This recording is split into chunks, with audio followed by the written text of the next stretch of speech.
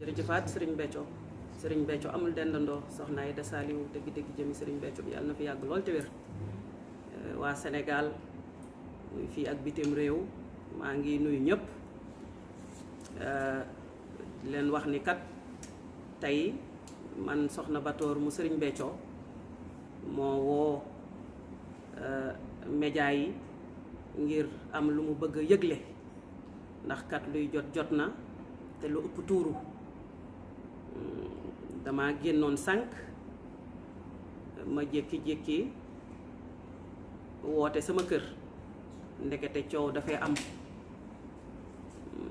ndekete moom ñii nga xam ni ñoom la ñuy wax njabootu sëriñ bi muy góor ñi njabootu sëriñ Béthio góor ñi ñu mag ñi ci njiitalu ki ñu naan Fam Samb ñu koy woowee Serigne Saliou Gueule Tapée ñoo ñëwoon tey sama kër gi nga xam ni fii la ma sëñ Béthio dël maag sama njaboot ma ne fi ñu ñëwoon fii ci kër gi ne dañu fiy dugg ñu ne leen soxna si nekku fi ñuy saaga ak a dóore muy moom ak rakkam yu góor yi nga xam ni ñoom ñoo féete mag ñoom ñëpp indi fi attroupement di proférer ay menaces ak di saaga ba di def ay menaces de mort xam naa nag loolu moom ki nga xam ni moo dund loolu te di taalube ne ci kër gi ma teg ko fi moom lañu fi fekk moom dina wax waaw dem nañu ba dóor ko waaw di leen wax ni nag lii day situation boo xam ni boobaak léegi mi ngi perdurer te mënta ñàkk nag ñu saisir qui de droit ndax Sénégal dañ koy wax naan réewum jàmm la état de droit la du nag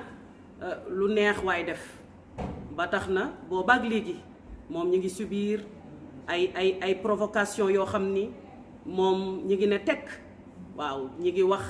ay wax yu ñaaw jëmale ci soxna Aïda jëmale ci ñun te boobaak léegi ñi ngi ne tekk waaye nag lu ëpp tuuru ndax antécédents yi li jiitu mooy gannaaw bi sëriñ bi dogal yi am daaw ci le 7 mai 2019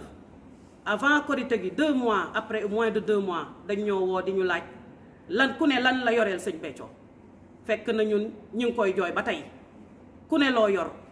ñu ne déetawaay ñu jékki-jékki fépp foo xam ni sëñ Béthio kër am na fa kër moom jël nañ ka fa sëriñ bi tegoon dàq ko génne ko ne ca kër ga di lëmbe te ñun kat ñi ngi toog boobaak léegi suñu kër yi ñu sëriñ Béthio may ndax may nañu kër fu ne fépp foo xam ni kërub sëñ Béthio la te ñun ñëpp ñu bokk ko dañ koo bàyyeek ñoom ñooy dugg ñooy génn nu mu leen neexee ñemewuñ faa dugg waaye nag li ëpp mooy nag ñu ñuy fekk suñu biir kër yi di ñu menacer di def ay menaces de mort ak ay violation de domicile ndax à Touba fi nga xam ne dañ ne foofu kat titre foncier Serigne Touba la ñu ne xaar ñu njëkkee foofu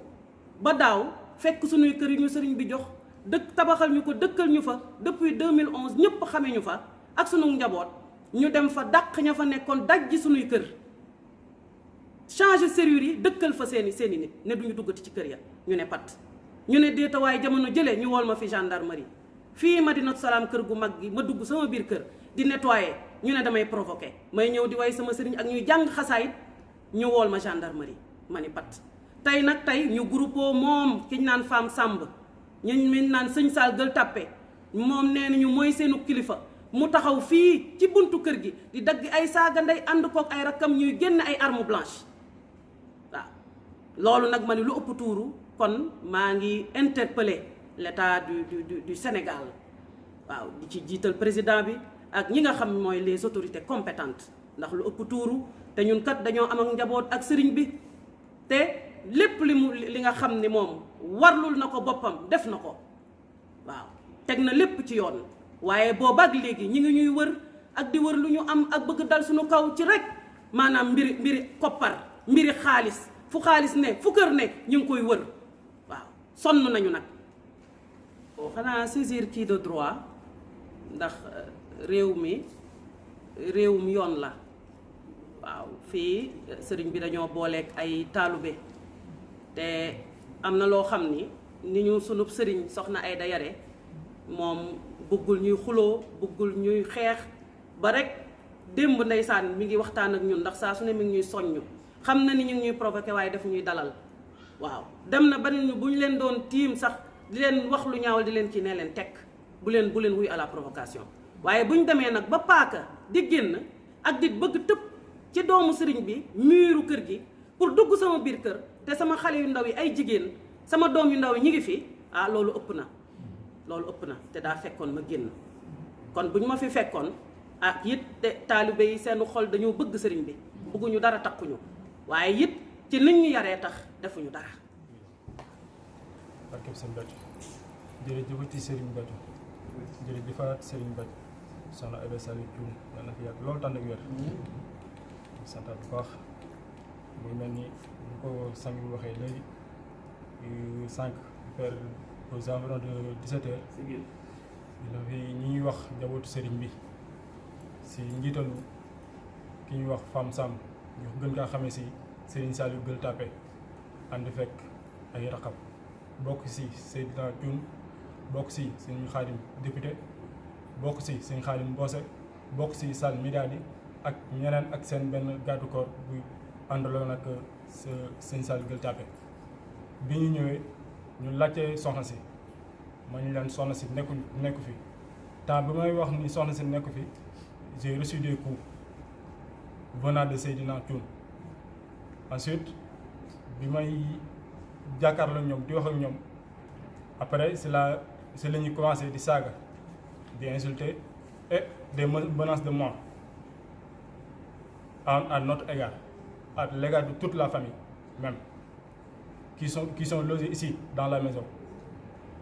Si loolu si la ñu génne arme blanche paaka di def ay menaces de mort ba bëggoon yëg fekk ñu si biir. Par la suite c'est la riposté sax c'est la ñu kii bi may naan damay woo gendarmerie c'est la ñu jël fuite daw dugg seen oto daw noonu la demee te c'est pas la première fois ñuy woo justice pour mu def luy rôle ndax kat bu ko defulee dina jur leneen te boobaa kat bu ñu waxoon ni prévenir luñu leen bu ñu wax ni prévenir luñu leen def nañu loo xam ne waruñu koon def. On a reçu des menaces de mort et ils ont promis qu'ils vont revenir avec force même par le khalife. Celui qui on appelle le khalife, c'est Fam Sam, plus connu sur le nom de Serigne Saliou Gueule Tapée. Ils ont promis de revenir avec force même. Donc, on lance un appel vis-à-vis des autorités compétentes. Voilà. Il y avait qui? Il y avait Fam Sam, plus connu sous le nom de Serigne Saliou Gueule Tapée, Serigne Khadim Thioune, député, Serigne Khadim Mbose, Sall Midadi, Seydina et d'autres gars à qui ils sont toujours ensemble.